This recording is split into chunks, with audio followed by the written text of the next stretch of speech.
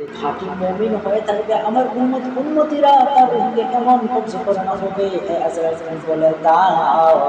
এবার হযরত আজরাইল আলাইহিস সালাম বলতে আরম্ভ করলেন, ইয়া রাসূলুল্লাহ, ইয়া হাবিবাল্লাহ, নবী শুনে নাও, ও নবী গো, ও প্রাণের নবী, শুনে নাও, তার কিরকম কষ্ট হবে।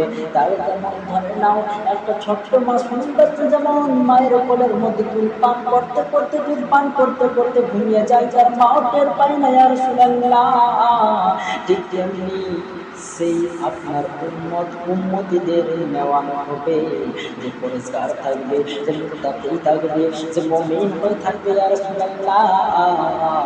যেমন ওখানে যদি আপনার সেই উম্মতের কাছে যদি আপনার যদি হাজার হাজার লোক থাকে, ইয়া রাসূলুল্লাহ, তখন যে তার রূহকে কবজ করে নিয়ে চলে যাব, কেউ টের পাবে না। জোরে জোরে বলুন সুবহানাল্লাহ।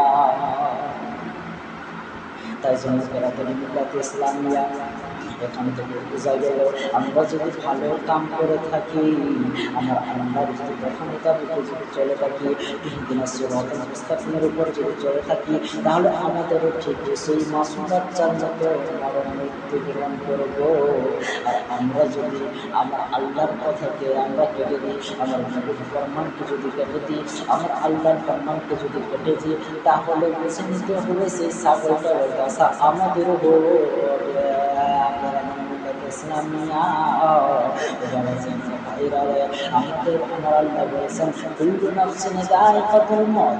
এবারে শুনে নাও, আমি কোরআন শরীফের মধ্যে বলে দিলাম, কুল্লু নাফসিন যায়কাতুল মউত।